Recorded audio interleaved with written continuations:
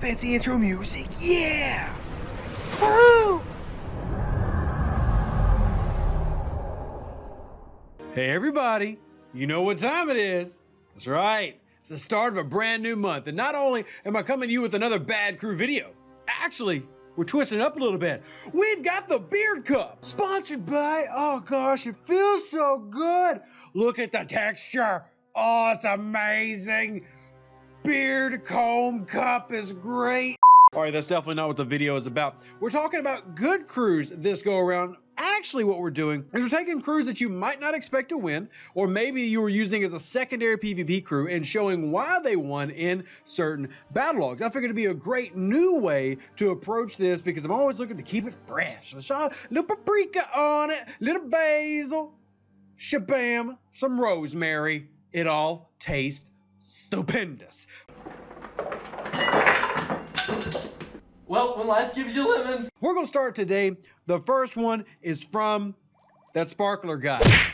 Yeah, what a name. That Sparkler guy. And he's coming at us with an Auger versus an Enterprise. Now, the Auger versus Enterprise is a very, very common feud, and obviously the Enterprise in this particular picture is not loaded out that great. We're not going to argue that point, but it's also not the point. The point is the victory, and the point is how, because if you'll notice, this Auger is 3 tiers lower, as well as being well over 1 million weaker. Now, while the million doesn't really matter as much, that Enterprise is coming from a level 45 player who should have significant improvement in terms of research, as well as having just a maxed ship versus a non-maxed Auger from a level 39. So the Auger is loaded out with Kumak as captain, Giorgio, and then Livis. Now, this is kind of a crazy little one where it's one, yes, we understand and realize, hey, that Enterprise doesn't have morale. So its shields actually come down. We get that. We're talking about it. It's fine. Let's explain why it won. So you get a little bit of a hull boost here.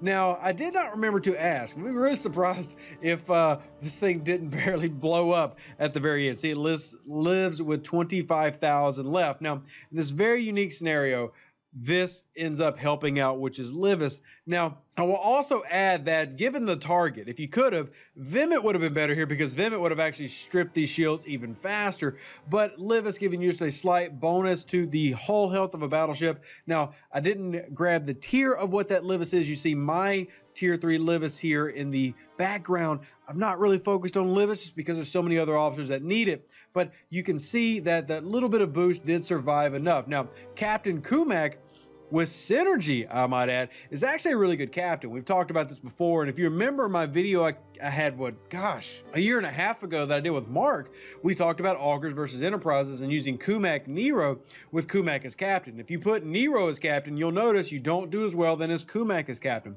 That is because of this captain's ability right here, Discipline, beginning of each round, increasing the stats of all officers by 5%, and then the officer ability, Watch the World Burn, as long as there is burning, increases the armor, shield deflection, and dodge of the ship by this one 80%. Not saying that that's an amazing loadout, but as we've talked about before, anything that affects mitigation, whether it's boosting your mitigation or lowering your opponent's mitigation, is probably going to be a very good thing in this game. So what you find is this loadout is, well, I guess it's over there. This loadout is definitely a starter loadout. Like we talk about what you can do as a low-level player, take away Giorgio, put Nero, same idea. So these can still work. Now, we can't escape the fact that this guy was running Decius, Kurla, and Yuki. None of it makes sense. I mean, there's no kinetic weapons on the Enterprise. Decius, as a captain, is really a flim-floggle. Who knows what that's supposed to be. And then Yuki for anti-Ramlin, which actually does help here. But anyway, there you have it. That's number 1. Let's move on to number 2, where we've got an Intrepid against a D4. Now, even though this Intrepid has got 3 tiers of the D4, this should spell defeat if you're just looking at it going, ah! And that's probably your reaction. You went, ah!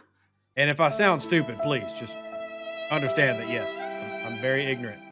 Neon's a level 34 player going against a level 37 with Kirk, Spock, Khan. And man, oh man, have I harped about how I'm so tired of the cliche Kirk, Spock, Khan. And here's an example of why. Because in this, probably not something you would normally see recommended loadout, what is happening here is Neon actually has an Enterprise.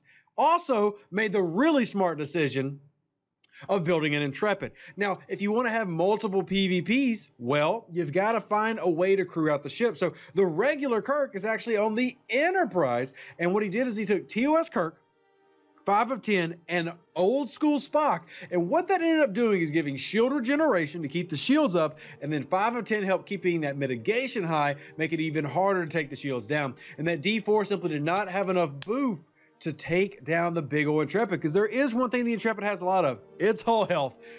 It's got quite a bit of hull health, and as you can see by these officers, the morale is being given to you by TOS Kirk. And even though that's all he's providing, because this ship does not dip below the very scary 30% mark of the starting hull health, well, the morale stays up, Spock stays working, and 5 of 10 does just enough to outlive the battle triangle dominant D4. I realize the D4 is only level 20. It's okay, I promise you. It's still pretty impressive to have a 3-tier, even if it is 3-tier Intrepid, win this fight all to a very unique, very probably considered by most unusual crew loadout. But that was the thought of this video, is we want to show you crew loadouts that aren't necessarily the common, this is my main crew. These are some good secondaries, or maybe 3rd or 4th or 5th or 6th for you whales who are super bored. Put this on your Orion Corvette at level 50. Go dominate the galaxy. Let's move on to number 3, where we've got RX White with his Newton versus Coronary. Couldn't wait to show this one off, because we don't always show off the big baddie guns. Well, this is the big baddie gun.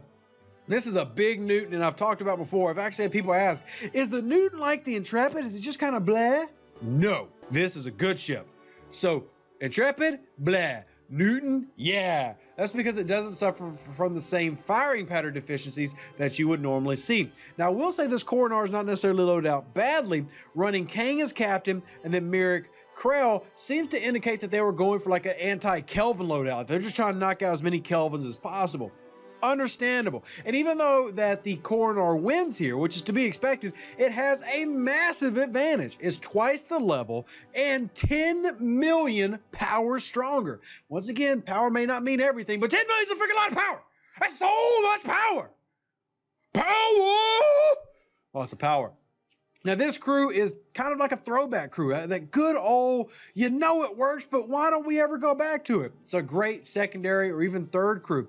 So running Gorkon, Khan, who are literally best buddies. I mean, critical damage, hull breach. Critical damage, hull breach. Best of friends. And then running Marcus on the side to give you that mitigation change, lowering your opponent's mitigation while increasing your shield deflection. That is how he was able to take out half of this Coronar.